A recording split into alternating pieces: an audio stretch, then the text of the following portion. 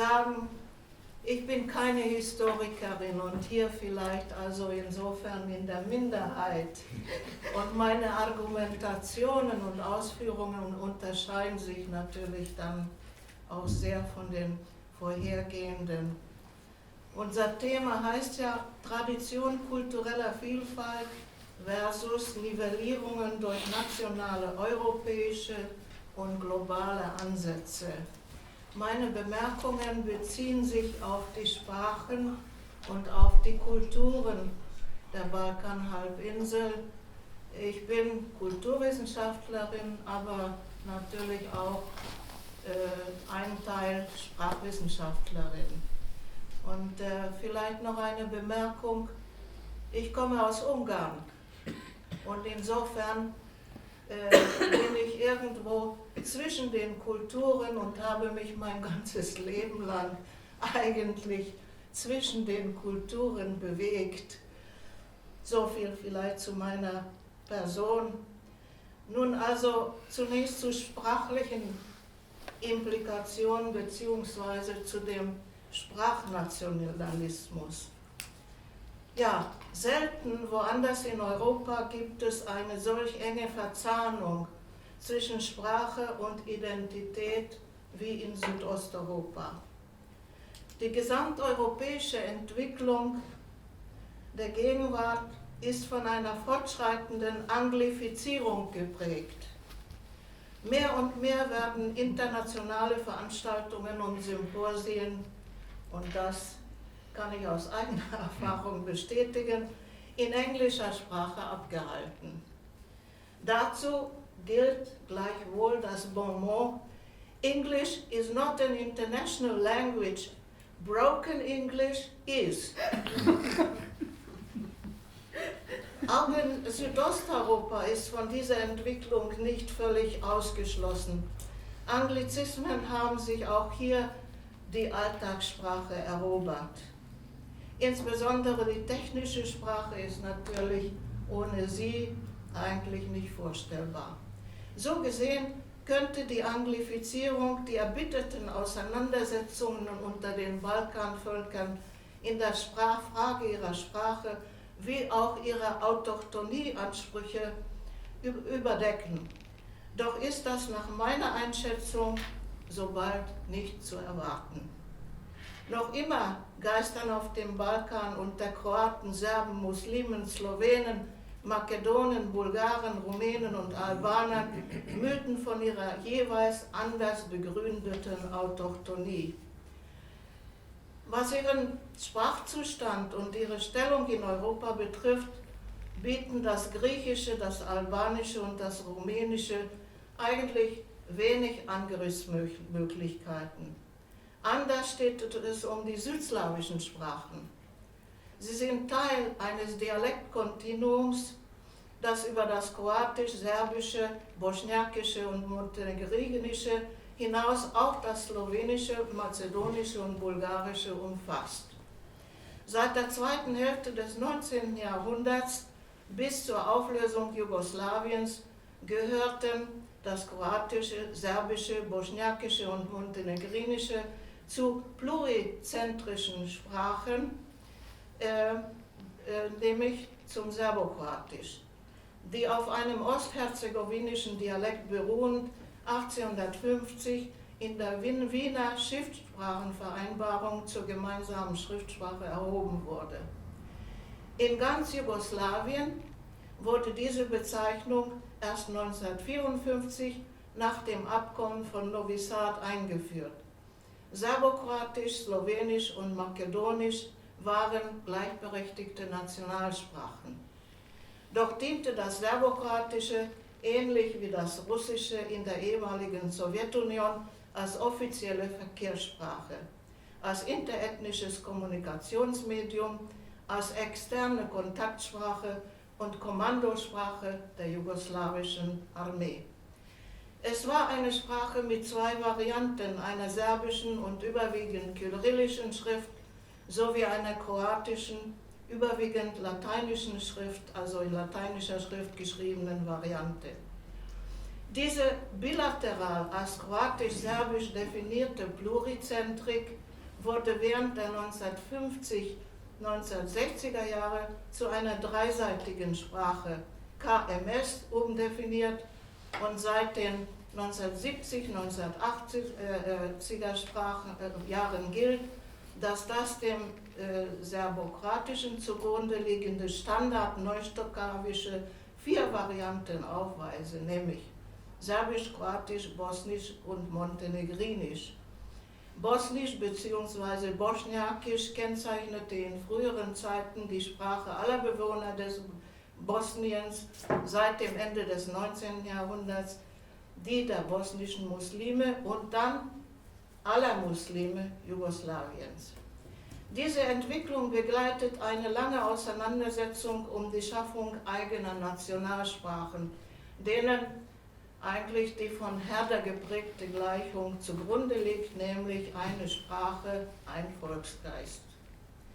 Seit dem Zerfall Jugoslawiens werden das Bosnische, Kroatische und Serbische offiziell als eigenständige Sprachen anerkannt, während der Status des Montenegrinischen als Amtssprache in der Bevölkerung eigentlich noch umstritten ist.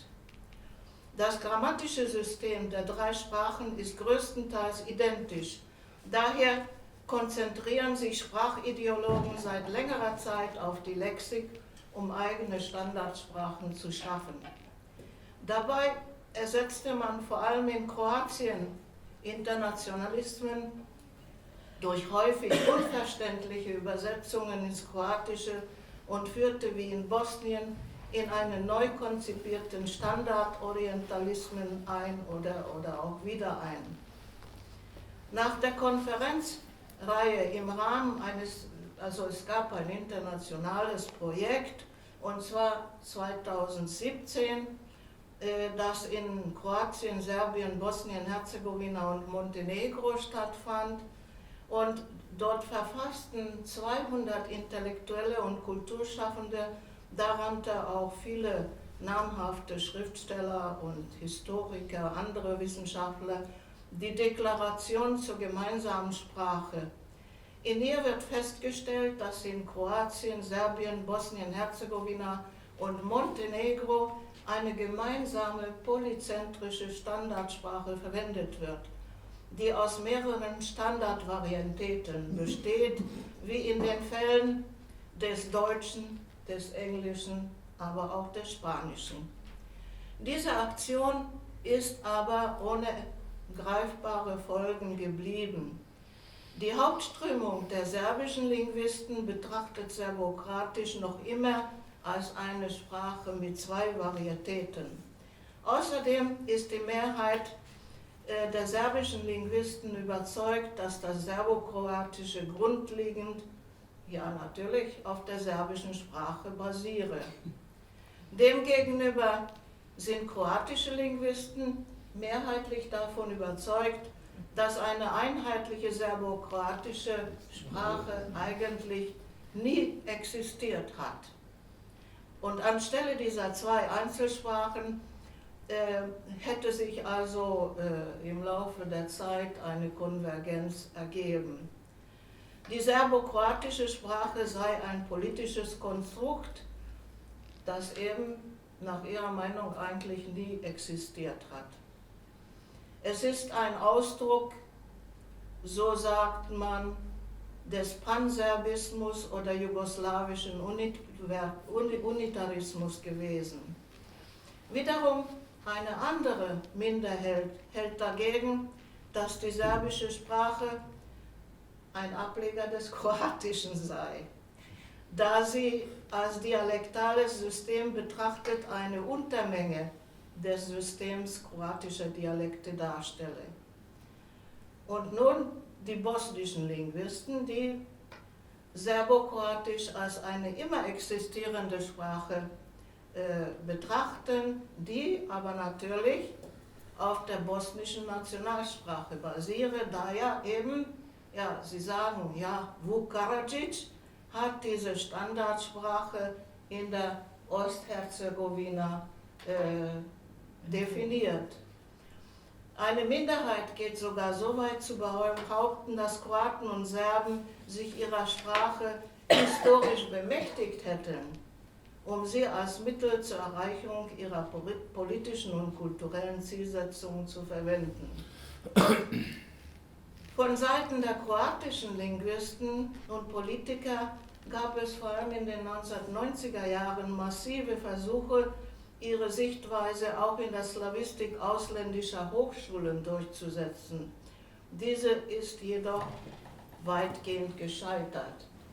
Es ist sowieso ein Problem, welche Sprache wir in Westeuropa den Studenten unterrichten. Also an den meisten Universitäten wird dann BKS, Bosnisch, Kroatisch, Serbisch gesagt, aber, und das ist meine persönliche Meinung, kein einzelner Lehrer ist in der Lage, all diese Varietäten den Studenten beizubringen. Also ich bin keine Sprachlehrerin und doch würde ich gerne wissen, wie Sie das denn in der Praxis machen. Es ist eine praktisch unmögliche, eigentlich unmögliche Aufgabe. Jetzt ist dann auch noch Montenegrinisch dazugekommen. Ja, du lieber Gott, wie soll ich denn Montenegrinisch an der Universität sprachlich unterrichten? Ich weiß es nicht. Auch meine ich, es ist eigentlich nicht ausreichend, die Lexik zu betrachten, um eine eigene Standardsprache zu schaffen und zu definieren. Jedenfalls ist die Lexik nicht in der Lage, systemverändernd zu wirken. Problematisch ist zudem die Beseitigung von Internationalismen angesichts der europäischen Einigungsbewegung, für die ja Internationalismen einen sehr großen praktischen Wert besitzen. Wie gesagt, dieses Problem, glaube ich, wird wohl in der näheren Zukunft nicht zu lösen sein. Seit 2020 werden auch auf dem Südbalkan wieder Schlagzeilen mit Sprache und Politik gemacht. Diesmal ist es der bilaterale Streit zwischen Bulgarien und Nordmakedonien um die historische und sprachliche Identität. Das EU-Mitglied Bulgarien macht in Brüssel von seinem Vetorecht Gebrauch und blockiert die Aufnahme von Beitrittsverhandlungen mit Nordmakedonien und Albanien. Solange, sagen sie, die Geschichtsfälschung aus Skopje weitergehe und die bulgarische Identität stehle. Nach offizieller bulgarischer Geschichtsschreibung sind die slawischstämmigen Bewohner Nordmakedoniens Bulgaren und sprechen Bulgarisch, wurden aber unter dem kommunistischen Regime in Tito-Jugoslawien nach bulgarischer Interpretation Gehirn gewaschen. Dabei wurde ihnen eine neue sogenannte makedonische Identität und Sprache, so sagen sie, aufgezwungen. Diese Behauptung ist nicht neu, sondern die offizielle Haltung Bulgariens seit den 1950er Jahren. Nachdem Makedonien bereits einmal die schwere Hürde seiner Namengebung in der Auseinandersetzung mit Griechenland genommen hat, um eben den Zugang zur Europäischen Union zu erhalten, können jetzt seine EU-Beitrittsverhandlungen, so Bulgarien, wiederum nicht beginnen, bevor das Kandidatenland die Forderungen des EU-Mitglieds Bulgarien nicht erfüllt hat. Die bulgarische Regierung fordert, Nordmazedonien müsse anerkennen, dass die dortige Landessprache lediglich eben ein Dialekt des Bulgarischen sei und keine eigenständige Sprache namens Makedonisch, wie sie eben geprägt wurde, als Makedonien zu Jugoslawien gehörte. Auch in anderen Bereichen belastet eine Auseinandersetzung das Verhältnis zwischen Bulgarien und Nordmakedonien. Nordmakedonien nimmt für sich in Anspruch, der Vorläufer des kyrillischen Alphabets sei in Makedonien, und zwar nicht in Bulgarien, begründet worden. Also Kirill und Method waren in Makedonien tätig und eben nicht in Bulgarien. Bulgarinnen und Bulgaren sind indessen, das muss man sagen, sehr stolz auf den von ihnen behaupteten Ursprung des Kyrillischen in Bulgarien. Die Regierung in Sofia fordert von Nordmazedonien, bulgarische Wurzeln in seiner Sprachen, Bevölkerung und Geschichte anzuerkennen. Die Auseinandersetzung schwelt und ich bin sehr gespannt, wie sie ausgehen wird. Wir werden es erleben. Vielleicht noch darf ich noch ein paar Worte zu Implikationen dieses Problems in der materiellen, sozialen und mentalen Kultur sagen. Im Südosten Europas stößt man auf, wissen wir alle, ungeahnte Naturschönheiten und ungenutzte natürliche Ressourcen.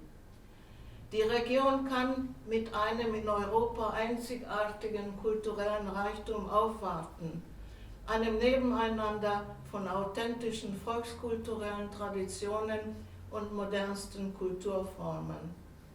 Die bäuerliche Kultur, Altkultur und die osmanische Kultur haben den Balkan nachhaltig geprägt und sind in einigen Gebieten auch heute noch präsent, auch wenn es sich eigentlich hierbei um abgelegene Rückzugs- und Randgebiete handelt, die von ethnischen Minderheiten oder sozialen Randgruppen bewohnt sind.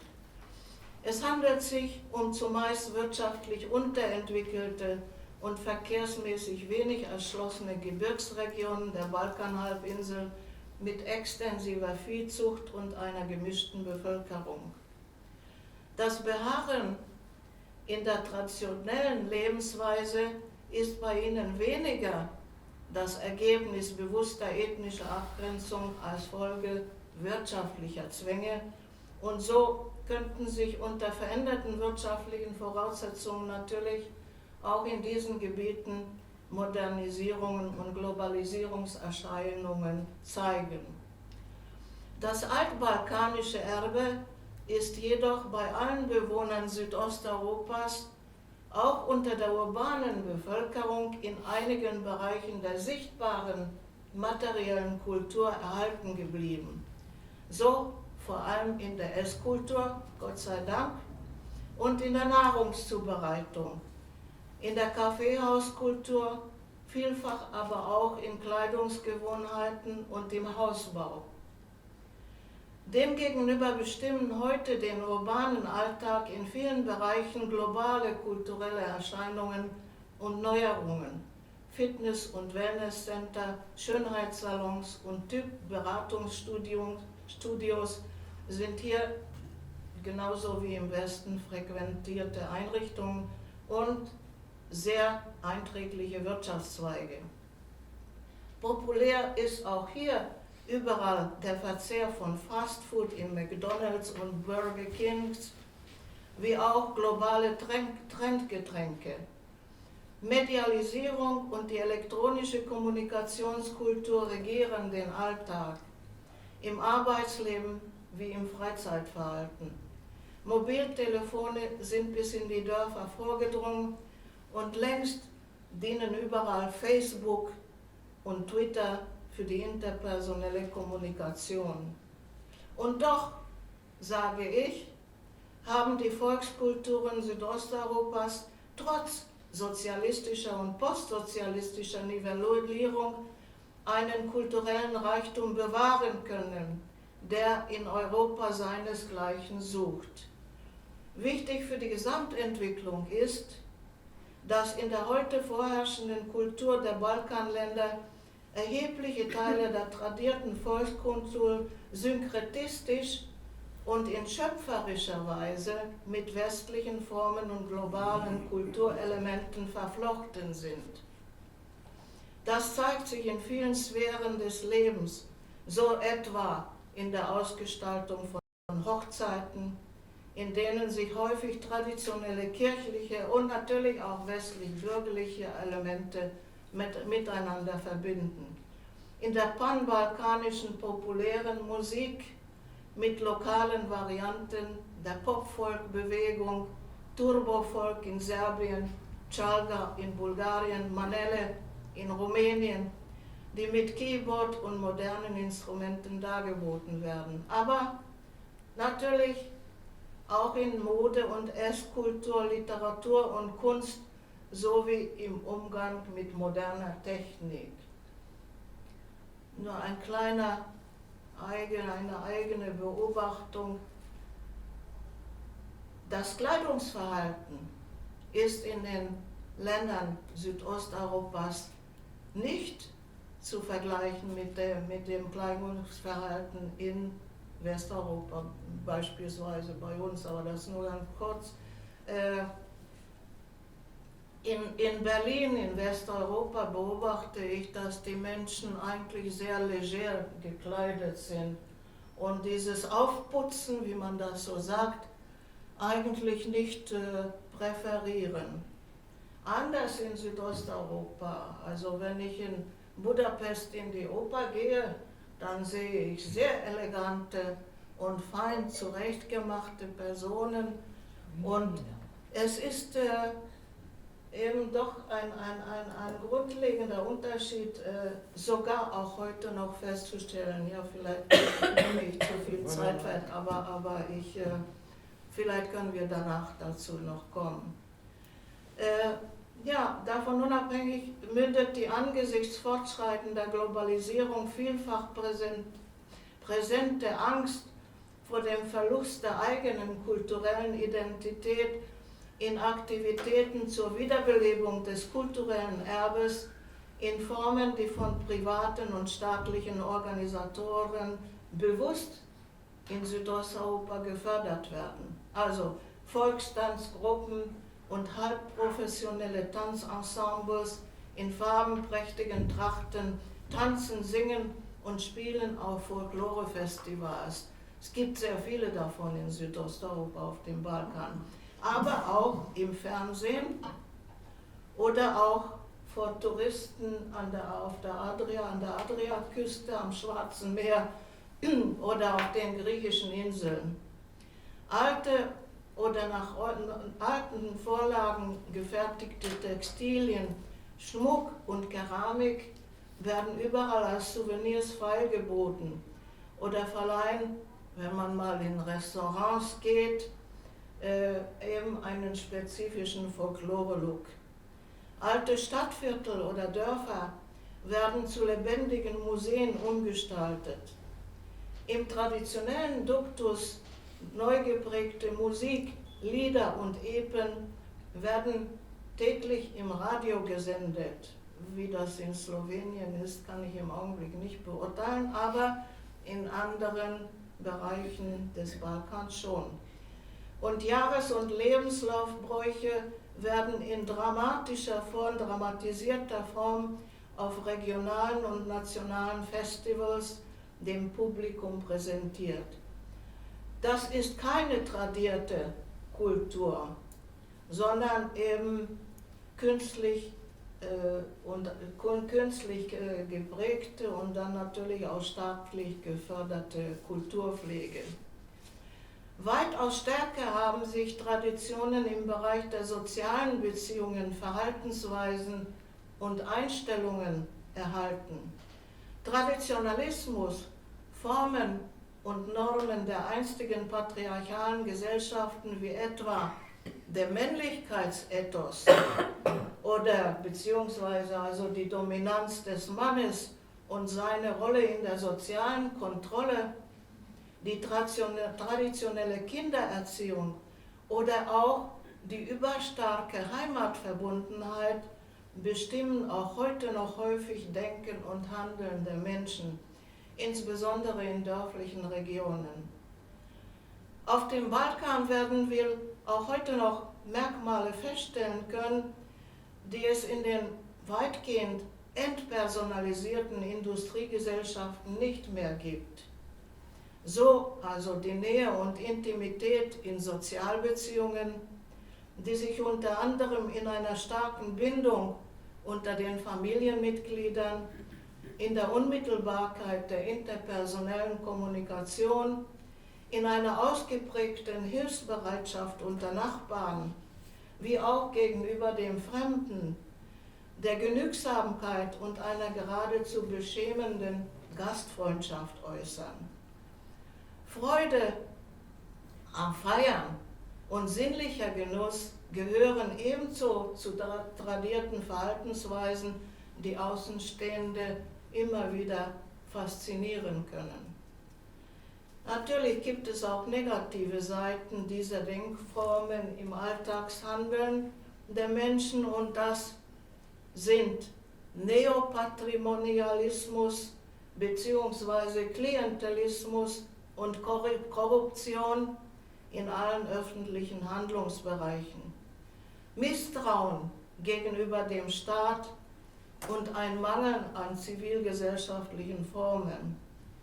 Ein übermächtiges Netzwerk von persönlichen und semi-privaten, korrupten Beziehungen ist immer noch häufig für Erfolg oder Misserfolg des Einzelnen bestimmend.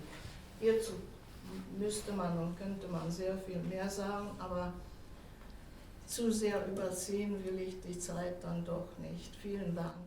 Dankeschön.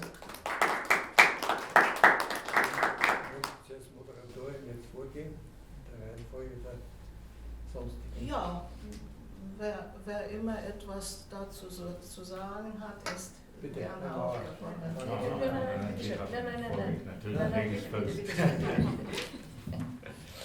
Also ich habe nur zwei Bemerkungen, und zwar zum ersten Teil Ihres Vortrages, der mich fasziniert hat.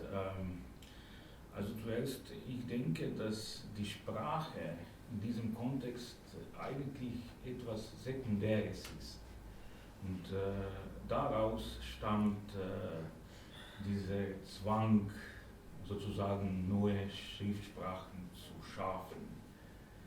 Es geht meiner Meinung nach bei diesen verschiedenen Identitäten um etwas anderes, wo Religion, Tradition und verschiedene geschichtliche Erfahrungen größere Rolle spielen als die Sprache, also eine andere Sprache selbst. Und natürlich im Zuge der Säkularisierung stellt man sich wahrscheinlich die Frage, was wird bleiben, wenn dieser Unterschied durch die Religion oder durch die Tradition wegfällt und daher dann diese verschiedenen Neustandardisierungen. Das würde meine Meinung sein. Und zum Zweiten, Sie haben diese Erklärung über die Einheit der serbokroatischen Sprache aus, ich glaube, 2017 erwähnt. Also meiner Meinung nach kann sich dabei um einige faktischen Erklärungen handeln, aber ich sehe diese Erklärung doch mehr als eine kulturpolitische Tat, die von einigen Teilen dieser Gesellschaften hervorgebracht wurde, nicht um Fakten zu bestimmen, sondern um eine kulturpolitische Präferenz auszudrücken. Und diese kulturpolitische Präferenz ist besonders im kroatischen Teil sehr klar, denn in Kroatien haben wir mit einem Paradox zu tun, dass die jugoslawische Idee, also die Idee, diese Verbindung zwischen Serben und Kroaten und auch Slowenen später erfunden sozusagen wurde, aber diese Idee hatte im Gegensatz zu Slowenien niemals eine Mehrheitsunterstützung in Kroatien gefunden. Daher haben wir in Kroatien die entschiedensten Vorkämpfer des Jugoslawismus, aber gleichzeitig auch eine entschiedene Opposition in eine Form, die in Slowenien zum Beispiel eher selten waren. Daher sehe ich diese Erklärung vor allem als eine Funktion dieses innerkroatischen Kulturkampfes sozusagen und nicht als einen Ausdruck eines Wunsches, wirklich den Fakten gerecht zu werden. Vielleicht ganz kurz dazu, es ist richtig, es sind eigentlich nur einige Intellektuelle von kroatischer, serbischer Seite, die da zusammengefunden haben, aber die eigentlich auch keine staatliche Unterstützung bekommen haben, sondern es ist vollkommen richtig, eher eine private Unternehmung gewesen, die aber auch dann ohne Folgen geblieben ist. Ne? Ja.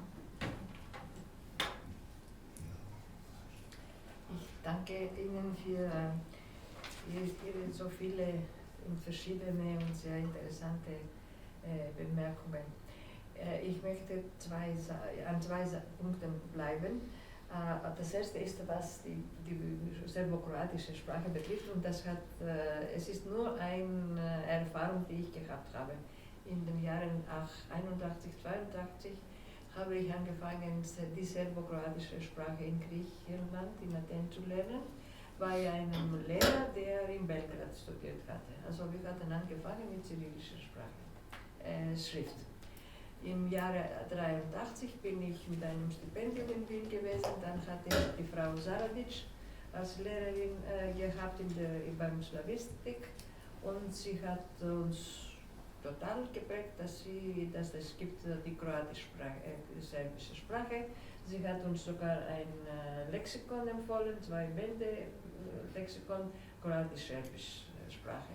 Dann sollte ich von der kyrillischen oder Serbisch, ja, oder Serbisch, ja.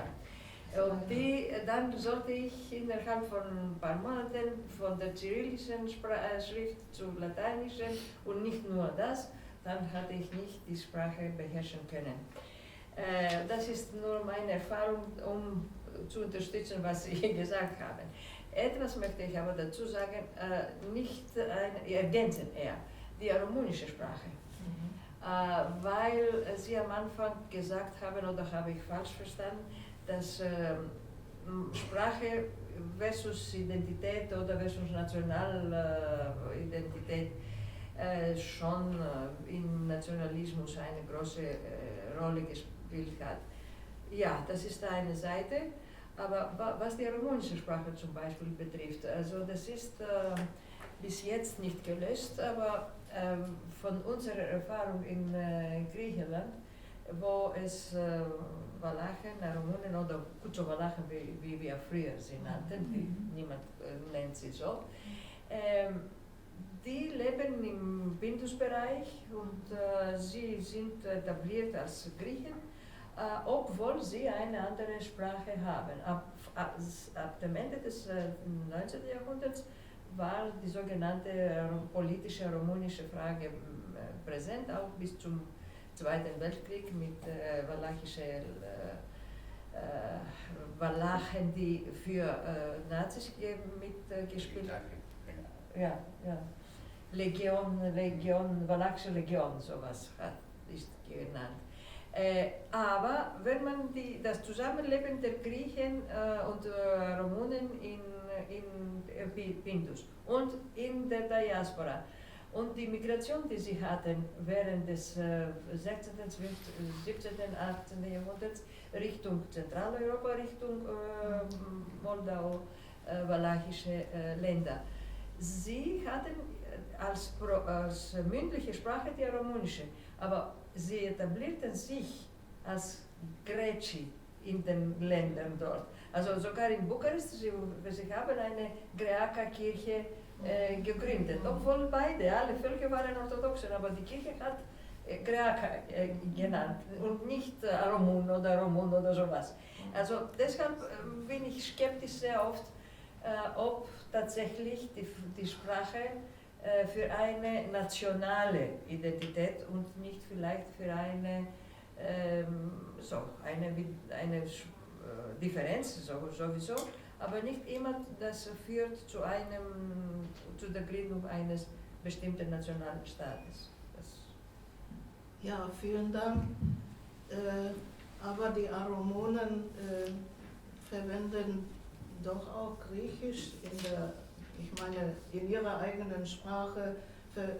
Aromonisch verwenden sie als Alltagssprache zu Hause, aber offiziell verwenden sie doch Griechisch, oder? Ja, aber die sind die sind nicht geführt, einen richtigen Nationalstaat zu führen. Ja, und in der Diaspora sind sie immer, mit Ausnahme von Pest, immer zusammen mit den Griechen, mit den Serben sowieso. Ja, diese Situation gibt es in Südosteuropa in vielen Ländern, in vielen Bereichen. Ja, vielleicht ist der Begriff Nationalsprache in diesem Zusammenhang bezogen auf die Minderheiten nicht ganz richtig, aber es ist die offizielle Sprache, die Landessprache, so ist es vielleicht zutreffender. Das ist schon alles vollkommen richtig, die Bemerkung. Ja. Ja, bitte.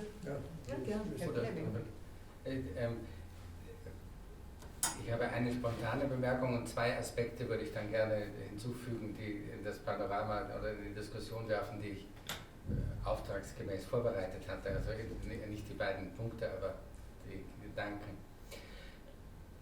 Vielen Dank, Frau Schubert, für das ganze Panorama.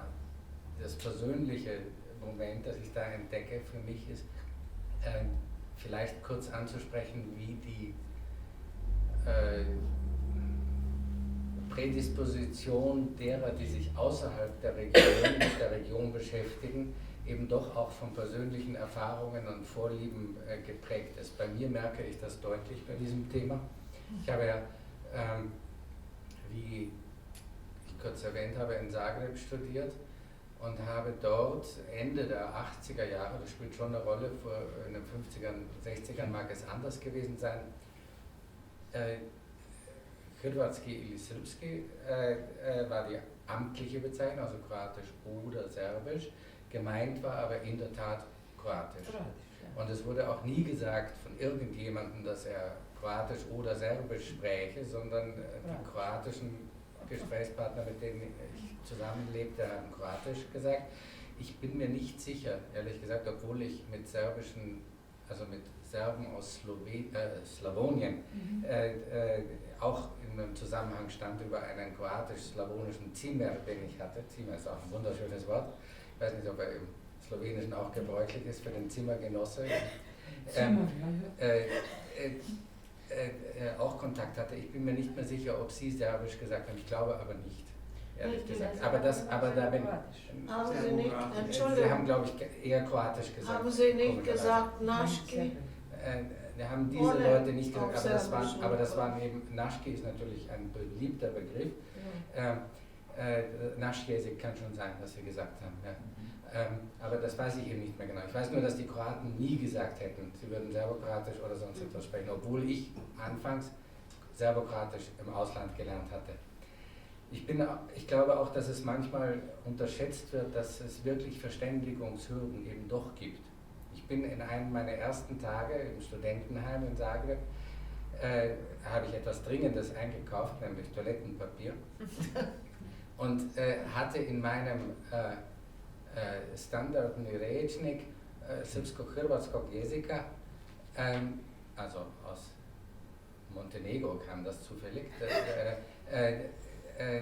nachgeschaut, was das heißt. Dann bin ich in das Geschäft gegangen und habe gesagt, ich weiß nicht, ob ich es richtig flektiert habe, deswegen sage ich es jetzt im Nominativ, ich möchte bitte Toiletna hartija. Und die Leute haben mich nicht verstanden. Und als ich dann mit dem, ich glaube, wenn ich mich recht erinnere, bin ich sogar mit dem pedantischer Deutscher, mit dem Wörterbuch gekommen und habe gezeigt, das will ich haben. Und dann mussten sie lachen, das war im Studentenheim ein kleines Geschäft, und haben gesagt, Toaletni papir. Ja.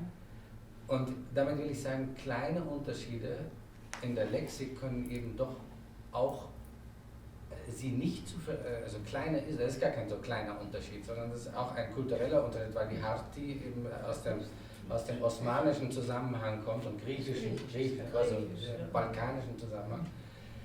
Und in Zagreb für meine Ansprechpartnerin eben wirklich unverständlich war. Und das bei einem sehr wichtigen Gegenstand. Ja. Da will ich noch gar nicht davon sprechen, dass es Kolodvor heißt und nicht Stanica und solche Dinge, wo die Leute wahrscheinlich schon eher gewusst haben, was die serbische Variante heißen würde. Aber ich denke, dass der lexikalische Unterschied schon beträchtlich ist, und ich finde auch immer den Unterschied zwischen unseren innerdeutschen Varianten nicht ganz richtig, weil es in Österreich zwar einige Begriffe gibt, die es in Süddeutschland nicht gibt, aber nicht so viele und schon gar nicht in so weiten Bereichen. Also der Zug heißt anders, das Brot heißt anders. Das Brot finde ich besonders paradox. Also ich meine, innerhalb einer Sprache, dass man Semmel und Brötchen gibt es zwar im Deutschen auch, aber dass man das Kernstück, nämlich das Brot, anders benennt, zeigt, finde ich, schon eine tiefe Verschiedenheit der Sprachentwicklung in historischer Perspektive. Also Chleb sagt man in Kroatien nicht, Kruch sagt man in Serbien nicht. Und man bekommt es auch nicht. Und man konnte es auch nicht. In Kroatien 1993 wollte Tomasz Chleb kaufen, ja. Weil er nicht unterscheidet. Mhm. Und er wurde rausgeschickt und es wurde ihm gesagt, morgen um 4:30 in der Früh können Sie es machen. Und da kamen die anderen Slowenen mit viel Brot. Ja. Wo gibt's? Hat er gefragt, ja dort. Da habe ich gesagt, hast du Chleb gesagt? Ja. Sagt er, ja, hat er gesagt, deswegen hast du nichts bekommen. Ja, gut, das war dann politische Abwehrreaktion. Aber ich meine, ich muss jetzt auch kurz machen, dass ich nicht zu persönlich werde, aber ich verstehe aufgrund meiner eigenen Probleme. lebensweltlichen Prägung in dieser kurzen Phase, dass es emotional aufgeladen ist. Und ob eine Sprache ist oder mehrere Sprachen ist, glaube ich, wenn ich das so laienhaft verstanden habe als Historiker und Mensch, wirklich eigentlich eine Frage des soziolinguistischen Sprachbewusstseins. Also Kroatisch-Serbisch könnten natürlich, wie es eine Zeit lang war, Varianten einer Sprache sein, aber wenn die Leute es nicht so empfinden, und auch wenn die eine Gruppe es nicht so empfindet, vielleicht empfinden die Serben es immer noch lächerlich, dass die Kroaten eine eigene Sprache haben wollen, aber wenn die Kroaten dieser Meinung sind, dass es eine eigene Sprache ist, dann ist es eine eigene Sprache. Und das, denke ich, müssen wir im Ausland auch respektieren. Obwohl es dann diese pragmatischen Fragen aufwirft, wie unterrichtet man das und solche Dinge mehr. Aber Tatsache ist ja wohl auch, dass das Kroatische als Literatursprache wirklich eine ganz andere Tradition hat. Und auffällig ist auch für mich als Außenstehender, dass es nie eine gemeinsame Bezeichnung für die sehr nah verwandte Sprache gegeben hat, außer eben vielleicht Nasch Jezik, Naschki, sondern Serbokratisch wirklich ein Kunstbegriff ist aus dem 19. Jahrhundert. Das ist beim Deutschen, das ist beim Italienischen wirklich anders. Obwohl es auch Unterschiede gibt. Ich meine, man versteht nicht automatisch, wie die Bayern reden. Oder natürlich, im Dialekt sind unsere deutschen Schweizer Unterschiede viel Gott größer behüte. als die bei den Stockhafen. Aber sie sind eben nicht zur Sprache entwickelt worden und selbst der bayerische Patriot will das in der Regel nicht. Also alles, was Sie gesagt haben, dem würde ich unbedingt zustimmen. Ja, eine Sprache ist die man selbst als seine eigene Sprache definiert und begreift. Aber ja, wie sprechen wir denn heute in dieser Veranstaltung. Welche Sprache sprechen wir, frage ich Sie. Ja, bei uns wird es eben nicht wirklich diskutiert. Seit 1000 Jahren sagt man Deutsch für Ja, aber für die Volkssprache. Sie selbst das schon gab's- sagten, dass ja. es genau diese Unterschiede ja auch gibt. Ja, praktisch gibt es sie, aber nicht in der Sprachbezeichnung und Sprachempfindung. In den Bezeichnungen, in der Sprachbezeichnung, das ist ja nur ein Plakat. Ich glaube nicht ganz. Also, dass die Albaner ihre Sprache Albanisch nennen, und zwar komplett. Selbst die Arvaniten nennen ihre Sprache eigentlich Albanisch. Aber nicht stimmt. Aber doch, die nennen das, nein, die sagen Alberisch. Das ist der alte. in Sizilien, bei uns ist Nein, das ist die Arvanitika ist ja die griechische Bezeichnung für die Albaner. Wenn sie selber, für die Arvaniten, wenn sie selber sprechen, haben sie früher zumindest gesagt Alberisch. Deswegen haben sie. Also die Albaner haben einen Bezeichnungswechsel vollzogen, aber sie haben ein ganz klares Bewusstsein dafür, dass sie eine andere Sprache sprechen als die Umgebung. Beim Stockhafen natürlich nicht, weil es ein Kontinuum ist. Und die Kosovo-Albaner eine. Ja, und sie sagen auch Stip. Naja, gut. So Flaschen Stip. Aber die Bezeichnung ist es ja tatsächlich nicht. Also ich. So. Bacete. Also es gibt, weil der Abstand so groß ist zum Serbischen, gibt es im Kosovo keinen Zweifel daran, dass man Albanisch spricht. Man spricht nur ein anderes Albanisch als viele andere Albaner. Ja, ein anderes Albanisch. Ja, aber das sieht man nicht als, aber die Sprachbezeichnung ist genau. Gut, das führt vielleicht zu weit. Nein, also jeder hat das Recht, seine Sprache zu bezeichnen, wie er will. Und das haben wir auch damit zu akzeptieren. Aber Deutsch ist eben nicht Deutsch, wie Sie ja selber auch sagen. Trotzdem gibt es eine Sprache, die als Deutsch außerhalb Deutschlands verwendet wird. Und so eine Sprache muss es auch geben, die außerhalb von Serbien, Kroatien, ich weiß nicht, bei uns in Westeuropa im Unterricht verwendet wird. Ich habe meine Zweifel, aber wie gesagt, das ist eben dann die Gefühlsebene. Vielleicht noch die beiden anderen Punkte, die ich zur Debatte kurz stellen wollte, zu dem Gesamtkomplex Sprache und Vielfalt. Der eine ist mehr in historischer Sicht dann auch und was das für die historische Forschung bedeutet. Der eine Punkt ist, dass die Sprachvielfalt der Region eben wirklich frappant ist und Südosteuropa sich ja wirklich auch darin unterscheidet von Osteuropa, dass es so viele nicht-slawische Sprachen gibt. Das ist den meisten ehemaligen Jugoslawen nicht bewusst, glaube ich, also gefühlt nicht bewusst, aber dass Südosteuropa mehrheitlich eine nicht-slawische Region ist.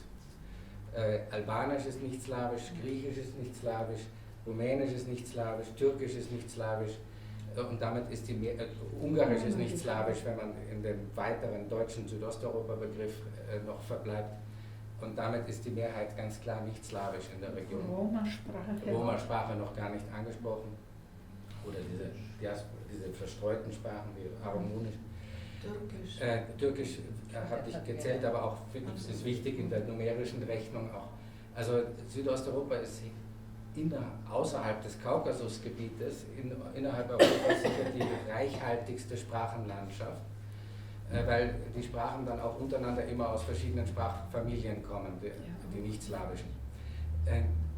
Also das ist eine Herausforderung, die auch sich für die Historiographie dann natürlich stellt, weil man letztlich ein unendliches Feld der Sprachaneignung verfolgen kann, aber niemand tut es oder fast niemand und selbst derjenige, der es tut, beherrscht am Ende nicht alle relevanten Sprachen.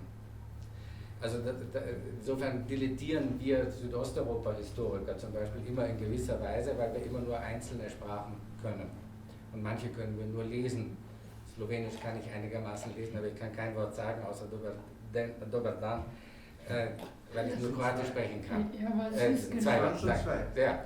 Aber das kann ich eben auch nur, weil ich Slobodan auch schon sagen kann. Aber es Also ist, Ganz gut. das ist genauso wie Deutsch und Niederländisch. Ja. Niederländisch Ja. kann Also man es ja ist- auch es- nicht ohne weiteres. Den Punkt Ja, wollte Das ich sind setzen. Unterschiede. Aber den anderen, den finde ich, will ich zur Provokation der Gedanken und auch der Diskussion auch noch bringen. Nämlich, wie verhält es sich mit den Sprachen und der ehemaligen Sprachenvielfalt in einem Beispielland? Und ich nehme jetzt das Beispielland Slowenien, obwohl ich es nicht so gut kenne. Und möchte sagen, dass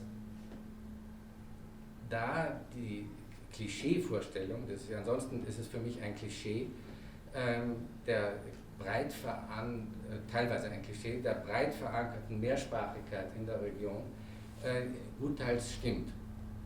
Und zwar insofern stimmt, als die Städte in Slowenien bis ins 19. Jahrhundert mindestens hälftig deutschsprachig waren und wenn nicht sogar mehr. Und ganz im äußersten Westen italienischsprachig und ungarischsprachig war, glaube ich, keine Stadt, sondern nur das wüsste ich jedenfalls nicht. Also Ungarisch ist nachrangig in dieser Betrachtung. Und auch Italienisch ist eigentlich nachrangig, weil es nur einen kleinen Raum antritt. Deswegen meine Provokation sozusagen, ich habe sie Herrn Mauer schon angekündigt, dass ich die Verortung Sloweniens sprachhistorisch, kulturhistorisch, mediterran, alpenländisch und pannonisch, die mir üblich zu sein scheint, mit einem Fragezeichen versehen möchte, weil ungefähr 90% eigentlich alpenländisch, mitteleuropäisch sind und damit der Kontakt mit dem Deutschen eigentlich viel relevanter ist als mit den anderen Sprachen, historisch gesehen. Und wie geht man damit um, dass die Quellen, ich habe ja hier im Archiv gestern, auch im Archivführer steht, dass bis 1918 zu zeitweise 100%, dann 90% Deutsch sind. Wie geht man damit historiografisch um, meine ich? Damit geht man entweder um, indem man nur Zeitgeschichte macht, dann kann man es mit slowenischen Quellen und slowenischer Lektüre machen, oder muss man Deutsch sehr gut lernen, um die eigene Geschichte in den Quellen nachzuverfolgen zu können. Sehr gut heißt, weil man da auch noch die Schrift lernen muss und so weiter. Wie geht man damit um? Was ist das für eine Herausforderung? Und ich habe den Eindruck, dass in Slowenien das wenig thematisiert wird. Viele Historiker können sehr gut Deutsch, viele können es aber auch nicht. Das ist mir ein bisschen ein Paradoxon, weil man dann eigentlich kein guter slowenischer Historiker sein kann, jedenfalls nicht für die Zeit vor 1918. Und ja, das würde ich gerne zur Debatte stellen, sozusagen. Was hat das für eine Bedeutung in der Selbstverortung auch der Geschichte in der Gesellschaft, wo Deutsch nicht mehr wichtig ist seit 100 Jahren, grob gesagt? Was bedeutet das, wäre meine Frage. Ja, vielen Dank. Ja,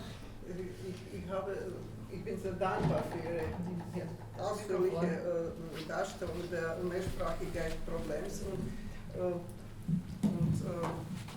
Konrad, hast du mich, mir das Wort genommen, weil habe also gerade das bemerkt, was ich als Wichtiges empfinde. Diese Mehrsprachigkeit-Problem, das ist nicht nur, dass in der Region mehrere Sprachen gesprochen werden, genutzt werden, sondern in der Zeit der System oder wie es funktioniert, mehrere Sprachen ausnutzt, also verschiedene Ebenen, komplexe Gesellschaften, die in Städten leben, die waren immer mehrsprachig. Das ist was du gerade erwähnt hattest. Und das war nicht nur der Fall von slowenischem also Raum oder Agram oder so, aber das war allgemein in Mitteleuropa ganz normales, ganz normale Erscheinung.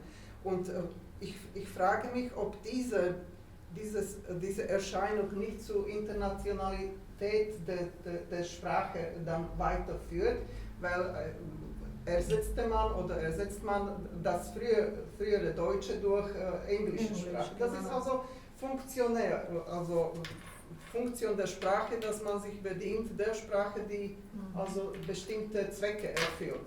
Und die Sprache als eine Nation, die beiden Erscheinungen sind politische Konstrukte, ich würde sagen. Also das ist, was schon erwähnt wurde, dass will man sich selbst so nennen, dass nimmt man auch die eigene Sprache als die eigene Sprache. Das ist sehr wichtig, was Sie gesagt hatten. Und dann habe ich also hier notiert die Frage der Dialekten. Bei uns, also in der Slowakei zum Beispiel, das ist nicht gerade Südosteuropa-Region, aber kulturell könnte man das so sagen. Die Dialekte sind völlig vielleicht verschwunden oder sind am Rande geschoben. Sind nicht verschwunden, aber sie sind verschwunden aus dem öffentlichen Diskurs. Also die Dialekten, ich weiß nicht, wie es funktioniert im slowenischen Fall, ob eigentlich einige Dialekte in so kleinem Raum eigentlich noch stehen oder existieren. Aber bei uns sind die Dialekten seit einigen Jahrzehnten schon Folklore-Erscheinungen, also künstlich gepflegt, nur durch Folklore, also Auftritte oder so, aber keine Dialekte im Druck in öffentlichen Medien. Also das ist wirklich Folklore heutzutage, ist gepflegt, das ist nicht gelebt. Ja, ja. Das, was Sie am Ende erwähnt hatte, das ist eine sehr gute Bemerkung, das ist mir sehr gut gefallen, weil es unterstützt auch das, was ich in der Fall von unserer Region empfinde. Und also jeder Dialekt ist ab und zu bei uns als Kuriosität empfunden, sozusagen. Aber diese komplexen Gesellschaften, die in Städten leben, die brauchen gar nicht mehr. Das ist so meine Meinung nach. Und diese Internationalität, das ist etwas, was ich nicht im Prinzip hasse oder ist für mich nicht etwas, was man als negativ beurteilen sollte. Aber es ist eigentlich soziolinguistisch bedingt. Ja, nur kurz dazu, wir unterschätzen die Rolle der Sprachpolitik und die Rolle der Politiker, die natürlich auf die Sprache Einfluss nehmen, auf die Lexik natürlich ganz besonders. Das heißt also, Sprachpolitik und Sprachverhalten sind voneinander abhängig. Und tatsächlich ist es ja so, also auch in Deutschland, es gibt ja da auch eine slawische Bevölkerung und ihre Sprache wird zwar gefördert, aber es gibt immer weniger Sprecher, die diese Sprache... Die Sorben, meinen Sie? Ja, die Sorben. Sehr viel, immer weniger, die das überhaupt noch verstehen können. Und ich frage mich auch, in welche Richtung wir insgesamt in Europa gehen. Also hier sprechen wir jetzt Deutsch, aber möglicherweise bald werden wir nur noch Zusammenkünfte in englischer Sprache abhalten, auch in Europa. Also das ist eine nicht vorhersehbare Entwicklung, die mit der Globalisierung in der Tat in eine ganz, ganz andere Richtung geht als der Streit über die Bezeichnung der eigenen Sprache oder des eigenen Sprachverhaltens. Ich glaube, mehrere Generationen weiter wird über diese Frage wahrscheinlich noch ganz anders zu verhandeln sein als heute. Also da bin ich mir als Historiker nicht so sicher. Denn die Globalisierung hatte historisch ihren Anfang und der geht schon auf Jahrhunderte zurück. Aber das heißt noch lange nicht, dass das so weitergeht und nicht einmal ganz anders wird. Vielleicht nicht morgen oder übermorgen, aber ich gehe aus meiner Hinsicht in die Langzeitbetrachtungen eher davon aus, dass zu so einem Rückbau in kleinere Horizonte und Organisationsstrukturen früher oder später kommen wird müssen, weil diese globalen gar nicht funktionieren, nicht finanzierbar sein werden oder was auch technisch immer damit verbunden sein mag. Ich möchte nochmals in die Richtung, wie Herr Klevin zuletzt angesprochen hat, am slowenischen Beispiel vertiefen. Aus meinen eigenen Wahrnehmungen durch den Umgang mit Studierenden, einst auch hier oder in Graz oder anderswo, ist die Sprachkapazität nicht zuletzt durch sich verändernde Studienpläne in den letzten Zeiten zugunsten des Zuganges zu den Quellensprachen, zur Rekonstruktion der eigenen, sagen wir mal, nationalstaatlichen Geschichte abzunehmen. Weshalb im Falle von Slowenien, wer sich nicht zumindest eines gewissen Ausmaßes der deutschen Sprachkenntnis begibt, kann für die Zeit von 1918 mit Sicherheit nicht sehr weit kommen. Wenn ich jetzt etwa daran denke, ich weiß nicht, ich frage letzten Endes dich, Eva, wie es mit der akademischen Ausbildung des Ungarischen aussieht, weil für weite Teile der slowakischen Geschichte wird man ohne Ungarisch zwangsläufig ebenso wie Lateinisch nicht auskommen.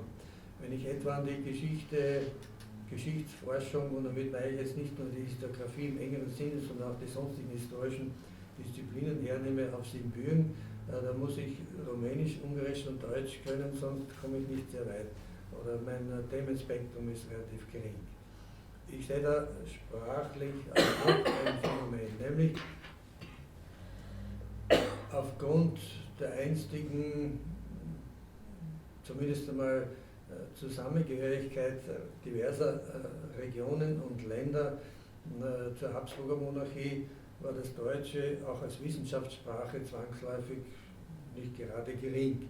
Und daneben bestand ganz augenscheinlich weniger jetzt im Horizont der Monarchie, sondern der Balkanländer das Französische ziemlich deutlich in Rumänien, in Griechenland, in Serbien, auch in Bulgarien. Nun ist aus den jüngeren Publikationen zu erschließen, dass selbst wenn es also nationalsprachliche Texte sind, die französischsprachigen Untertitel oder Resümees und so weiter verschwinden zugunsten des Englischen, weshalb sich die Frage stellt, wie ist für diejenigen, die das in dem Fall etwa Französisch irgendwann nicht mehr mächtigen, möglich nun vielleicht auf frühere Dokumentationen, es muss jetzt gar nicht eine Quellenedition zugunsten französischer Quellen zur Geschichte von Bulgarien oder was weiß ich handeln. Wie weit haben die dann eben noch einen Zugang oder eben nicht mehr? Und welche Rolle spielte und spielt vielleicht auch wieder das Russische?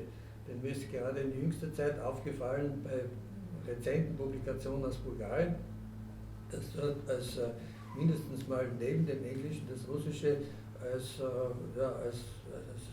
Metasprache schon wieder ins Spiel kommt. Und es könnte ja sein, dass dies auch in anderen Ländern noch zunehmen könnte. Und noch ein weiterer Aspekt, der jetzt nicht so sehr mit dem Sprachlichen zu tun hat, möchte ich ansprechen. Das betrifft sozusagen die Assoziation mit, was ist Deutsch.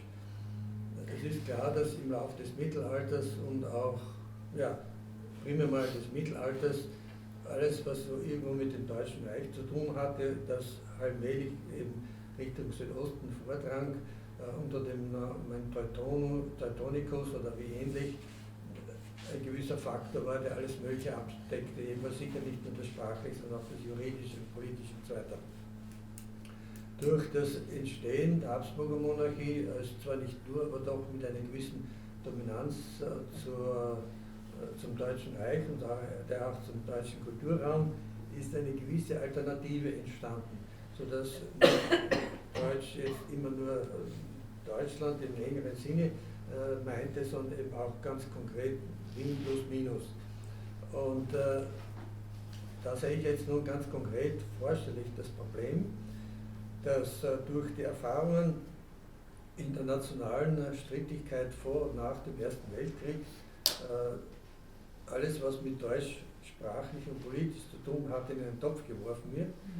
Und wenn man die nationalsozialistischen Erfahrungen noch hinzunimmt, dann erst recht, sodass aus der Retrospektive der letzten Jahrzehnte alles, was irgendwo mit Deutsch und dann nicht mehr differenziert, aber Deutschland in irgendeiner auch politischen Form oder Österreich nicht unterschieden wird, damit wesentliche Einsichten und daher auch geistigen Zugänge zur Analyse von Phänomenen nicht sichtbar wird oder unterbelichtet wird.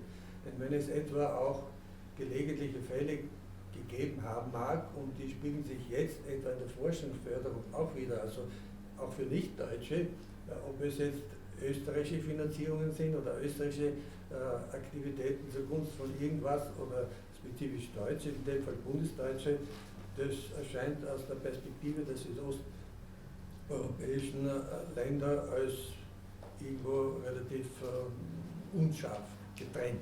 Natürlich, wenn man weiß, man muss nach Wien, um dort irgendwas zu schöpfen, dann muss man meistens österreichische Stipendien beziehen, und es gibt zum Teil auch Finanzierungsförderung für die Forschung aus Deutschland, um trotzdem aber nach Österreich und etwas quasi Österreich-Geschichtliches zu forschen. Aber das ist leider Gottes mitbestimmt dadurch, dass die ersten, oder sagen wir so, dass die Deklaration der österreichischen Regierung in der Ersten Republik, also nach 1918, sich aller Angelegenheiten, die sich nicht mit dem damals republikanischen Rahmen, diesem neuen und noch völlig ungewohnten Rahmen betroffen haben, abgeworfen hat und gesagt hat, das hat mit Monarchie zu tun, das ist uns quasi egal und darum kümmern wir uns nicht, und sich daher nach und nach Deutschland im engeren Sinne vieler habsburgischer plus minus deutscher Themen angenommen hat, weil es sozusagen kein Gegenstück gab. Und das ist in der heutigen Forschungsförderung unlastig und ist daher auch in der geistigen Analyse zugunsten des Verständnisses von Prozessen wäre es wichtig, das mehr auseinanderzuhalten, weil so vielfach auch in allen Maßnahmen, die von Wien kamen, immer irgendwo etwas Pro-Deutsches in einem nationalen Sinn intendiert war, was die längste Zeit sicherlich nicht zutrifft. Also hier sind eine Grauzonen, die ich durch die Praxis der letzten Jahrzehnte nicht abgebaut sehe. Ja, vielen Dank. Gibt es vielleicht noch weitere Bemerkungen? Ja, vielleicht. Bitte. Gibt es ein Mikrofon oder ohne? Ja, kann ich auch ohne. Nein. Das mag ich gar nicht. Historische Dogovornice Überhaupt. von hier. Ich bin kein Linguist, kein Südosteuropa-Historiker, also muss mich im Voraus entschuldigen. Einige Bemerkungen. Sie haben die Frage, was hat Sie betont, die Quellen, die Quellen also des slowenischen Raumes in der deutschen Sprache. Nein, Warum oder? Nein, nicht warum, Wie? sondern wie geht man heute damit um, dass das Englische so viel wichtiger ist als das Deutsche im Fremdsprachenunterricht und in der Gesellschaft und gleichzeitig für den Zugang zur Geschichte und auch für den wissenschaftlichen Zugang zur Geschichte eigentlich man darauf angewiesen wäre, gut des deutschen mächtigen Nachwuchs zu gewinnen. Ja, schon. Also für Geschichte hat keiner was übrig. Nicht? Also für Geschichte interessiert sich keiner. Und deswegen ist es ganz leicht. Unsere Historiker brauchen ja keine Deutschkenntnisse. Ne? Die kommen mit dem Englischen ganz gut aus. Und das ist die Antwort. Also es gibt nur wenige, die sich für die Sprache interessieren oder für die Geschichte interessieren, sich selbst. Und die werden dann schon die Sprache und die Kurrentschrift oder was auch immer erlernen. Mein Beispiel zum Beispiel, ich als 15-Jähriger habe kein Wort Deutsch verstanden oder 4 Worte vielleicht oder Wörter, besser zu sagen, keine Worte habe ich zusammenbringen können. Und mit 15 Jahren habe ich also mit Quellen konfrontiert worden bin, und dann habe ich die Kurrentschrift einfach gelesen. Nicht? Und meine Oma gefragt, was das bedeutet, und im Archiv habe ich Leute strapaziert und die haben mir dann ein Blatt war das, gegeben, wo also in der gotischen Schrift sogenannten die einzelnen Buchstaben waren, also nicht ganze Wörter oder Wörter. Und dann habe ich bis 19 Jahre die Kurrentschrift beherrscht, aber Deutsch habe ich erst mit 20 zu lernen angefangen an der Uni, obwohl ich kein Deutsch studiert habe. Das war für Historiker damals pflichtig, und ich habe einen wunderbaren Lehrer gehabt, Professor gehabt. In 2 Jahren haben wir alles durchgenommen. Also ein Programm für 4 Jahre haben wir innerhalb eines Jahres gemacht, absolviert. So ist es. Wenn man Interesse hat, ist es halt so.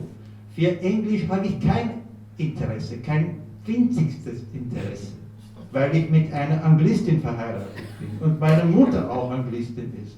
Und ich verlasse mich drauf, die werden mir schon helfen, wenn wir irgendwo draußen sind. Ich werde mich nicht verlaufen, ich stottere so, I am, you are. Aber in der Tat, ich kann nur in der slowenischen Sprache leben, in der kroatischen Sprache leben und halbwegs in der deutschen. Also bin ein Mitteleuropäer. Ja. Also für mich gibt es kein Englisch und für mich gibt es keine Übersee. Keine Überseereise. Bin in Lateinamerika gewesen, aber nicht in Nordamerika, weil ich mich dort schlecht fühle. Ohne meine Frau kann ich nichts machen, ne? Nichts anfangen. Wir sind noch nicht hinübergeflogen, also, aber wir sind eingeladen. Das ist also die Frage. Für die Geschichte ist kein Interesse. Für Wissenschaftsgeschichte, also die Geschichte zu erforschen, noch weniger. Und deswegen ist es ganz leicht, wir haben es ganz leicht, die wenigen, die ja, einigermaßen Deutsch beherrschen und die Quellensprache beherrschen, die werden gesucht, ne? Aber nicht so oft und so oft. So, gern gesehen wie die Zeithistoriker, die es mit dem Englischen viel leichter haben. Dann bin ich zu lang. Ja, zur Sprache, deutsche Sprache. Es war eine Periode, oder es gibt noch weiterhin die Periode, in welcher Deutsch als eine gemeinsame, einheitliche Sprache akzeptiert wird und ist eigentlich mit all diesen regionalen Varianten, Österreich, sei es Österreichisch, Deutsch, Schweizerdeutsch, was auch immer. In Jugoslawien war das zwangsläufig eigentlich. Und das Niveau, das kulturelle Niveau der Bevölkerung, das ist nicht populär zu sagen, war zu niedrig, als das zu realisieren, also nicht gewesen wäre, möglich gewesen wäre. Ja. Ein serbischer Bauer und ein kroatischer Bauer haben sich ohne weiteres über eine Kuh oder irgendein Alltagsthema ganz gut verständigen können. Das war bei den Soldaten der Fall. Auch wir, also mit 300 Vokabeln und dazu viel Fluchen, ja, geht es ohne weiteres. Sie kennen ein Hilfsverb auf Serbisch oder Kroatisch und mit dem Verb kann man alles, wirklich alles ausdrücken. Ne? Probleme zu haben und das macht mir so und so. Und ich glaube, wäre das der Fall, wie mit der deutschen Sprache seit dem 19. Jahrhundert, ein Willen zu haben, also eine gemeinsame Sprache zu schaffen, dann wäre das schon längst gelungen. Aber im jugoslawischen Raum, sei es im ersten oder im zweiten Jugoslawien, wo die Völker so eigentlich gegeneinander kämpfen und gerichtet sind, geht das nicht. Sie müssen sich etwas Gemeinsames fühlen, also als eine Nation oder als eine Sprache. Österreicher und Deutsche mögen sich auch nicht allzu sehr, aber die akzeptieren dass die Sprache, obwohl es einer in die Kneipe geht und der andere in das Gasthaus, eine und dieselbe ist. Auf dem Balkan war es nicht so. Und es hat eine Zwangsgrammatik gegeben seit 1892 und dann das Novi Sada Abkommen. Ich bin kein Linguist, aber etwas weiß ich schon davon. Das ist ja auf der höheren Ebene akzeptiert worden. In der politischen Sprache war die Sprache ziemlich einheitlich. Das war kein Problem, weil man über das Brot gar nicht diskutiert hat, nicht? Sondern nur, wissen wir, was die politische Sprache ist, wie sie aussieht, nur über höhere Sachen, Dinge gesprochen hat. Beim Alltagsleben war es aber so, man musste 30 Vokabeln erlernen, um alles verstehen zu können. 30 Vokabeln. Der Zug, Vlak oder was. Der Verkehr, Sauračaj oder Prompt. Und ich glaube, Leute mit einer soliden Ausbildung haben alles verstanden. Auf dem Lande schon hat es Probleme gehabt und natürlich politisch. Also wenn ich nicht verstehen will, dann verstehe ich nicht. Und es hat auch passiert, dass man Hardware und Papier nicht richtig verstanden hat. Ja. Aber es war kein großes Problem. Ich bin kein Polyzentrist. Ich plädiere für eine eigene kroatische Sprache und für eine eigene serbische Sprache. Das ist die Geschichte. Das ist vorbei. Es ist unmöglich, jetzt eine serbokroatische Sprache zu schaffen. Auch in Brüssel wird das, glaube ich, wird das nicht spielen. Also beim Übersetzen. Es gibt zwar nur einen Übersetzer für die 3 Varianten, Bosnisch, Serbisch und Kroatisch, und man kann nicht wählen, jetzt werde ich einen kroatischen Übersetzer haben und nicht serbischen. Die Realität ist halt so, dass es gibt im Moment nur einen und dem muss man zuhören. Egal ob aus Bosnien oder Serbien oder Kroatien oder Montenegro ist. Soweit ich weiß, von den Übersetzern, von Dolmetschen. Die Realität geht in diese Richtung, aber ich glaube, die Nationalsprache werden sich ja in eigene Richtungen weiterentwickeln. Oder, wie Harald Heppner sagt, vielleicht, wir wissen nicht, kommt eine andere Zeit und die neue Balkanglobalisierung zustande kommt. Danke. Ja, bitte. Okay. Ich hätte noch ein Thema, das uns vielleicht bis 12:30 Uhr beschäftigen könnte, einzubringen. Ich kann mich erinnern, 1991 oder 1992 habe ich hier in Ljubljana aufgrund der neuen prachtvollen Freiheit eine Karte erstanden, die extra gezeichnet wurde, in der Slowenien den Nabel der Welt darstellt und der Rest der Welt in den Kontinenten ist kartografisch so irgendwie rumherum und natürlich entsprechend verkleinert, weil sonst würde sich das Format nicht ausgehen. Und damit ist in dieser Zeit des Umbruches mit Sicherheit eine kleine Spur von Humor quasi grundgelegt worden. Und jetzt möchte ich an die Balkanologin, die seit Jahrzehnten die Vorgänge in dem gesamten Raum verfolgt, fragen, wie sieht es in puncto Tradition der kulturellen Vielfalt, und ich glaube, der Humor gehört dazu, aus. Ist der mehr geworden, ist der weniger geworden oder ist der bloß anders geworden? Ja, vielen Dank. Der Humor ist geblieben.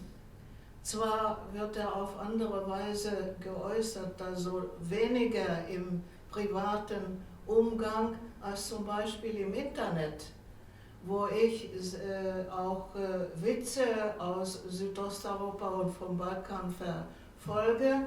Und es war sehr interessant, wie in der Zeit der Pandemie, also darüber Witze gemacht wurden. Und es ist sehr interessant. Es haben sich die Themen verändert, natürlich, weil ja auch die Zeit sich verändert hat. Der Humor aber ist geblieben. Nur ist eben die Äußerungsform eine andere geworden. Ich weiß auch gar nicht, wie es ist, ob die Menschen heute so viel Zeit haben, sich Witze zu erzählen, überhaupt sich etwas zu erzählen im privaten Bereich. Die Lebensbedingungen haben sich ja auch sehr verändert.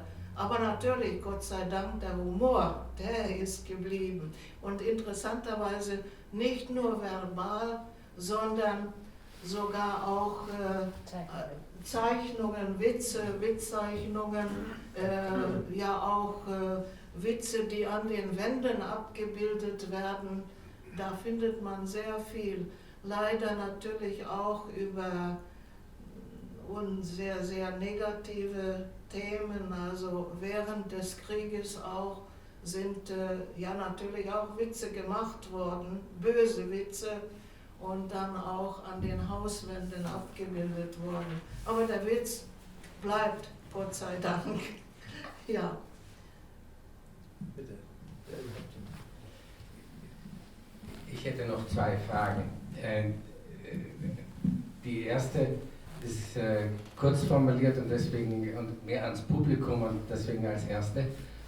Bei uns gibt es, das passt zu dem Vortragsthema, die Auffassung oder auf Deutsch und auf Englisch das Denken über die Jugosphäre, was das ist. Also ob behauptet wird, entweder in vielem oder überhaupt bestehender Kommunikationszusammenhang der südslawischen ehemaligen Jugoslawen. Also ich sage südslawischen ehemaligen Jugoslawen, weil die Kosovaren draußen sind. Das sind sie auch tatsächlich aus der Betrachtung. Die gehören definitiv nicht dazu, zu so einer Kommunikationsgemeinschaft, falls es sie gibt. Aber meine Frage wäre, gibt es sie in Slowenien, kann man das behaupten, dass die Debatten, die Literatur, die in Kroatisch, Serbisch, Montenegrinisch, Bosnisch vorgelegt wird, irgendeine Rückwirkung hat und wahrgenommen wird? Oder gibt es eigentlich, wenn es diese Jugosphäre geben sollte, die nur im slowakischen Bereich dieser 4 Varianten oder Sprachen, und Slowenien ist nicht dabei und Makedonien wahrscheinlich auch nicht, aber das wäre meine Frage.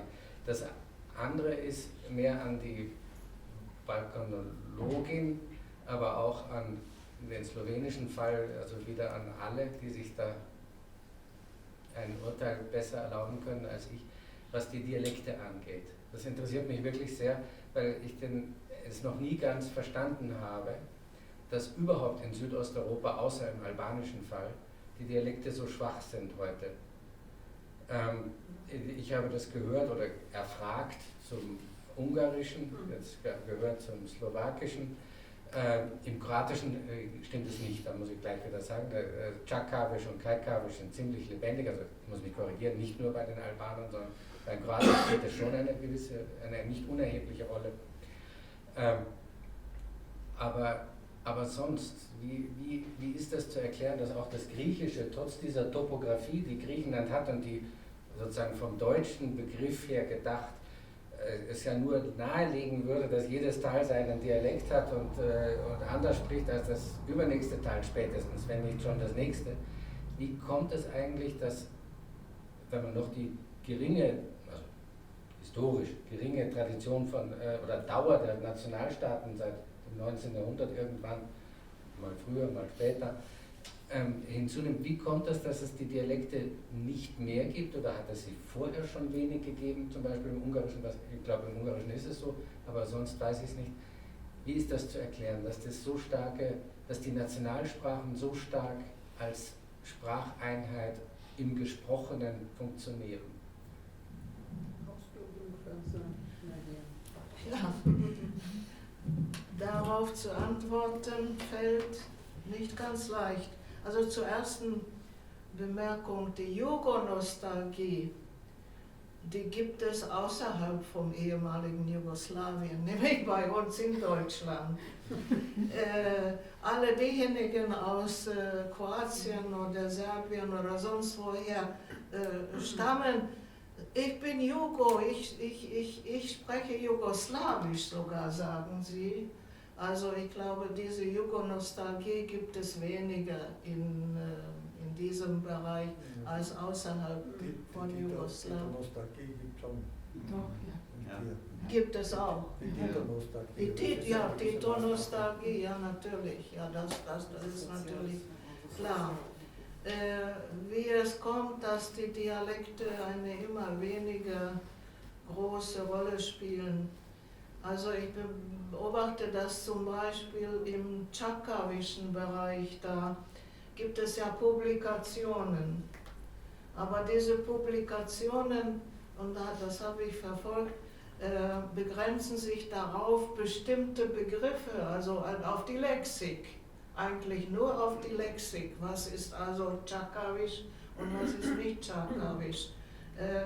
Das ist eine staatlich gelenkte Entwicklung aus meiner Beurteilung. Ja, aber in Istrien verstehe ich manche Dinge wirklich nicht, und das kommt, weil sie Čakavisch sprechen. Und das finde ich nicht, dass das in Kroatien nicht mehr gesprochen würde. Natürlich wird es gesprochen, aber es wird im Alltag gesprochen, nicht aber offiziell. Ja, aber bei uns spricht man die Dialekte ja auch im Alltag und selten offiziell. Ja, gut, es ist aus meiner Sicht nur eine Frage der Sprachpolitik. Also wird es öffentlich gefördert oder wird es nicht gefördert? Auch die Sorben bei uns, die werden sehr gefördert, aber es sind immer weniger Sorben, die eigentlich auch nur Sorbisch sprechen. Ich weiß nicht, womit das zusammenhängt. Wie ist es im Slowenischen mit dem Dialekt?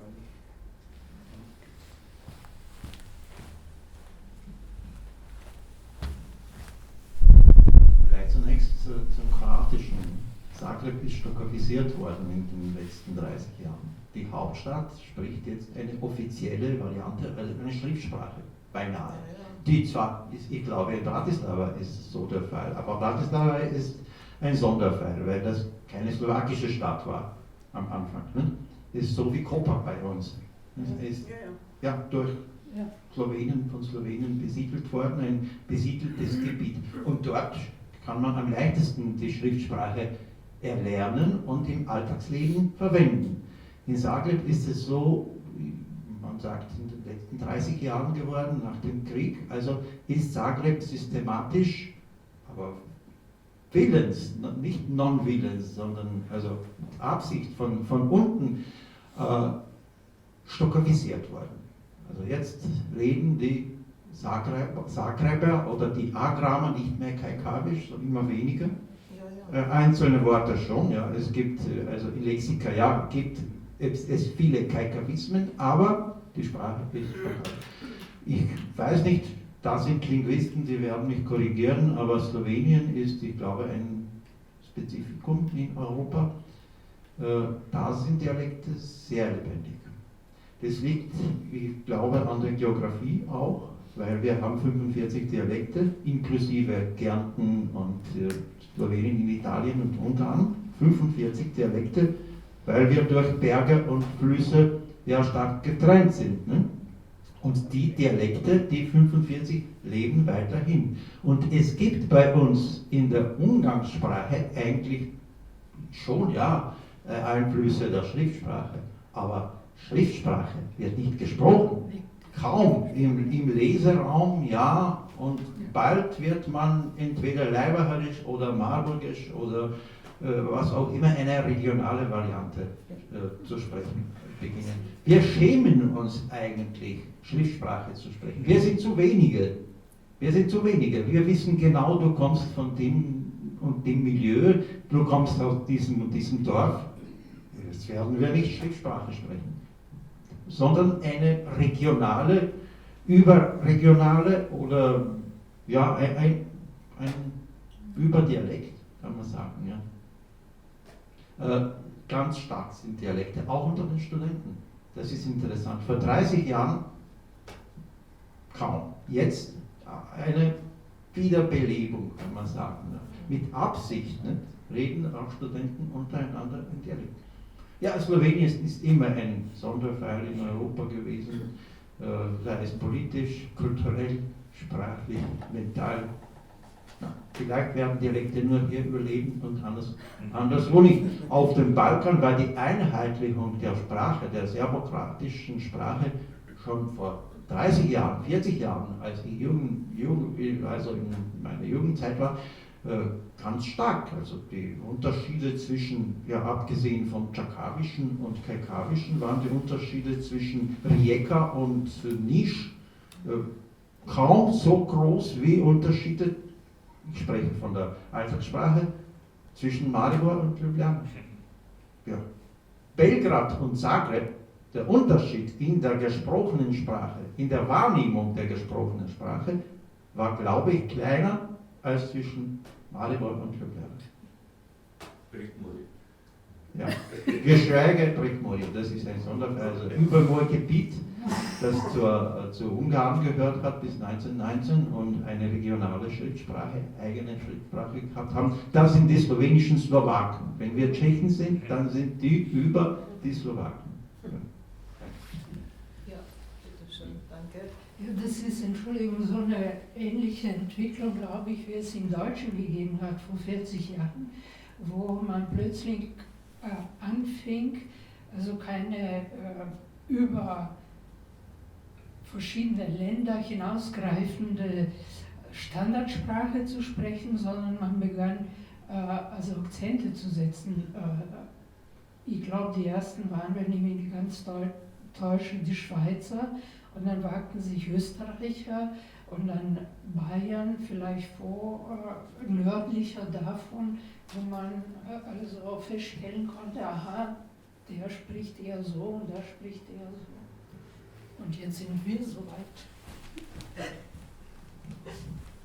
Also nicht aus eigenem Wissen, sondern aus indirekter Information muss ich Georges ein bisschen widersprechen. Es mag schon sein, dass es in Slowenien 45 Varianten gibt, aber wir haben erst vor 2 oder 3 Jahren Leute aus Novi Sad gesagt, dass wenn sie mit den nicht aus der Vojvodina stammenden Serben zu tun haben, genau hören können, ob die jetzt aus Belgrad sind oder ob die aus Nis sind oder aus Valjevo oder wo, jedes aus den verschiedenen Ecken, und dabei diese Sprachvarianten als eher nicht besonders angesehen einstufen. Das heißt, hier ist die Novosada Interpretation, was Serbisch ist, natürlich eine höher stellenwertige als das, was südlich der Donau existiert. Die serbische Athen ist Novi Sad. Vielen Dank. Ja, diese Probleme gibt es auch im Deutschen. Also in Berlin spricht man anders als in Leipzig oder in Bayern. Ja. Und trotz allem aber gibt es eben eine Standardsprache, die man auch in Leipzig oder in Bayern oder sonst wo versteht.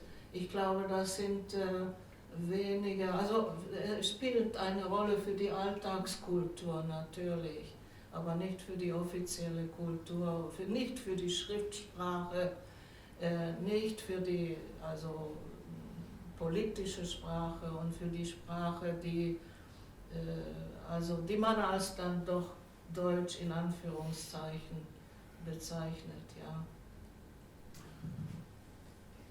Ja, ich möchte für die slowenischen Kollegen, die das vielleicht nicht wissen, noch anmerken, es gibt ein bekanntes Rätsel, was ist der größte Unterschied zwischen den Österreichern und den Deutschen? Das ist die gemeinsame Sprache. Das lässt sich also hier gut anbringen. Und jetzt ergebe ich noch an Tomasz Salasnik, der offensichtlich nicht nur etwas sagen möchte, sondern gleichzeitig damit auch die Vormittagssektion schließen wird. Ich wollte nur meine Episode erzählen in Kroatien. Das war 1991 und ich leite in einem Verlag Verkaufsabteilung. Und wir machen in kroatischen Radio Werbespot. Ich schicke nach Kroatien die Text, was wollen wir repräsentieren, und die geben diesen Text zu übersetzen. Eine Übersetzung war aus Split, eine aus Rijeka und eine aus Zagreb. Dann kommt, welcher Übersetzer hat die richtige Sprache genommen, kroatische. Und da war in Zagreb, das machen wir durch Telefon, war in Zagreb viel los, weil die Leute in Zagreb können sich nicht entscheiden, welche Variante wollen die nehmen. Und dann die sagen mir in Ljubljana, entscheide dich, du. Habe ich gesagt, aber ich bin kein Kroate. Trotzdem, da war eine Solution, sodass ich denke, es ist noch immer so, wenn man hört Leute aus Dalmatien, Zagreb, in Ljubljana ist auch jetzt sehr interessant, weil Leute aus Prekmurje, über mir, die machen ihre eigene Identität. Studenten in Ljubljana wollen oder die sagen, ich bin von dort. Das ist meine Identität. Und was geht um Jugonostalgie? In Slowenien ist, ich weiß nicht wie viele 100.000 Leute aus Bosnien, Serbien, Kroatien. Und wenn ich schaue, wir leben neben einer Schule, Grundschule, und junge Leute, die gehen dort Sport oder sich zu treffen, die machen ihre Musik an und es ist diese Jugomelos, ich weiß nicht, auch die moderne Popmusik ist so imprägniert von allen diesen Einflüssen. Ja. Ja. Was mich ärgert eigentlich und wundert, die können nicht richtig Slowenisch, aber auch nicht Serbokratisch. Das ist ein Mischmasch, eine Mischung. Und die Aussprache ist mit dem Leibacherischen geprägt und die reden Bosnisch zum Beispiel. Am liebsten würde ich fragen, wo sind Sie geboren? Beziehungsweise Sie sprechen ja nicht richtig aus. Ich könnte besser das auf Bosnisch sagen als Sie. Aber doch, die reden so eine Mischung. Stellt sie sich vor. Und noch eine, unsere Kollegin am Meer war aus Bayern. Und wir waren so Österreicher, Deutsche, Slowenen. Und wenn er begann, Bayerisch zu sprechen, da warst du geliefert. Nein, dann kommen die Deutschen und sagen, bitte sprich Deutsch. So das. Darf ich noch so etwas wie einen familiären Witz erzählen? Also wir waren, glaube ich, in den 80er Jahren mal in Serbien und da hat mich eine Tante gefragt und ich habe sie überhaupt nicht verstanden. Miro, voliš li ti viršle sa krenom? Ich sage, was ist denn das? Ja. Und ich habe es mir lange überlegt und ich habe damals ja Deutsch schon studiert gehabt und was verstanden und so. Und das ist mir erst viel später klar geworden, wie charmant, sagte ich damals, sie mit der Sprache umging. Natürlich, das waren Würstchen mit Senf. Mit Creme. Aber sie hat es, ja, mit Senf hat sie genau. Und sie sagen genauso unbekümmert Plafon und was weiß ich alles. Es ist überhaupt kein Problem gewesen. Also im Slowenischen, im Kroatischen auch. obwohl wir haben Žemlja, nicht? Das ist die Senf. Aber die Serben sind am entspanntesten mit den Germanismen, weil sie viele haben und auch kein Problem damit haben. Aber im großen Hurm für Rečnik Hrvatskog-Jezika, da stand in der Ausgabe, die ich habe, wahrscheinlich heute immer noch hinter allen deutschen Begriffen Aschenbecher oder sonst etwas, Njemački barbarizam.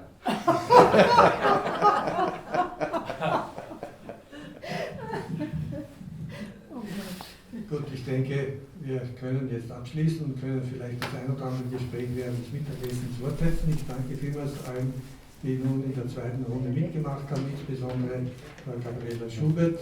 Verweise darauf, dass wir um 14.30 Uhr unser nächstes Programm haben werden und dann Herr Rischmauer das Zepter führen wird. Danke. Noch